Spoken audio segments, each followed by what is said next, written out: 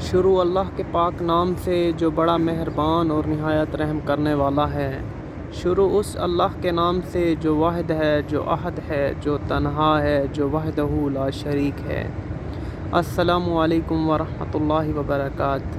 ہمارا لاکھوں کروڑوں اربوں درود و سلام نبی آخر محمد صلی اللہ علیہ وآلہ وسلم پہ۔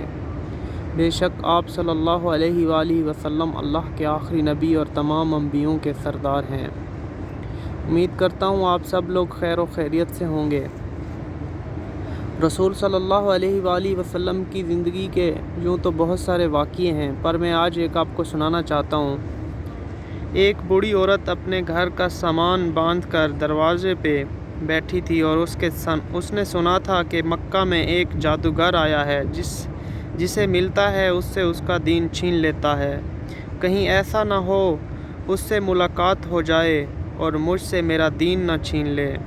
مجھے شہر چھوڑ دینا چاہیے۔ گھر کے دروازے پر سامان باندھ کر بیٹھی تھی۔ حضور بھی گزرے۔ اس نے دیکھا تو کہا، بھتیجے یہ سامان میرے سر پہ رکھ دو۔ حضور نے سامان اٹھایا، دیکھا تو بہت وزنی تھا، اور بڑھیا کو دیکھا تو کمزور تھی، اور کہا، بڑھیا اگر چاہو تو جہاں چاہتی ہو میں خود نہ چھوڑ آؤں۔ اس نے کہا، اس سے بڑی مہربانی کیا ہوگی؟ حضور نے سامان اٹھایا ہوا ہے اور بڑھیا سے باتیں بھی کرتے جا رہے ہیں۔ پوچھا، بڑھیا کیوں جا رہی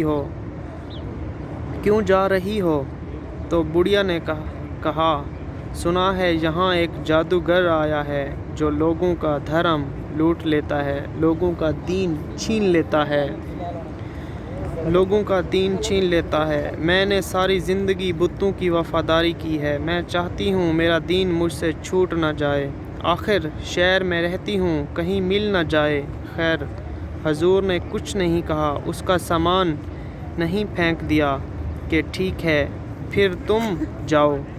جہاں تک اس کو جانا تھا وہاں تک پہنچایا، سامان سپرد کیا اور واپس لوٹنے لگے تو اس نے کہا، بچے اپنا نام تو بتاتے جاؤ، لوگ بولیں گے کہ مکہ چھوڑ آئی ہو تو بتاؤں گی ایک جادوگر کے دکھ سے چھوڑ آئی ہوں، تو وہ کتنا برا بھلا کہیں گے۔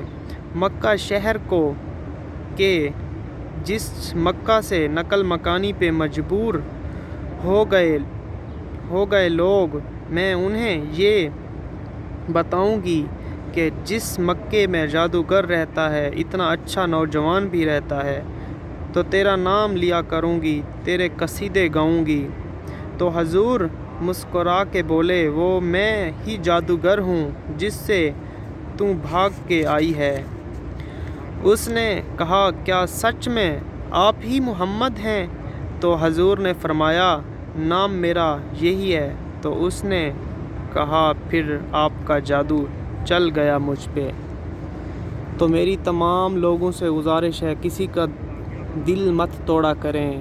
یہ زندگی صرف 4 دن کی ہے پیارے دوستو، یہ زندگی صرف 4 دن کی ہے، پھر اللہ نے اپنے پاس بلوا لینا ہے۔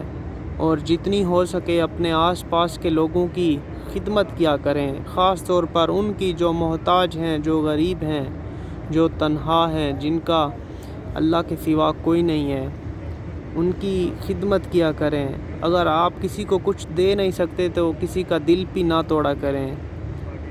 تو اللہ تعالی ہم سب کو اچھے اور نیک کام کرنے کی توفیق عطا فرمائے۔ اللہ تمام مسلمانوں کی پریشانیاں، دکھ دور فرمائے۔ اللہ تمام مسلمانوں کو نیک اور اچھے کام کرنے کی توفیق عطا فرمائے۔ اللہ اسلام کا بول بالا فرمائے۔ اللہ اپنے پیارے محبوب محمد کے صدقے جو لوگ مکہ اور مدینے کی خواہش رکھتے ہیں، اللہ ان کو یہاں بلوائے۔ اللہ ہمیں اپنے اچھے کاموں میں جو ہے نا کامیابی عطا فرمائے۔ میری تمام دوستوں سے گزارش ہے کہ نیک اور اچھے کام کریں۔ یہ زندگی صرف 4 دن کی ہے پیارے دوستو، یہ زندگی صرف 4 دن کی ہے۔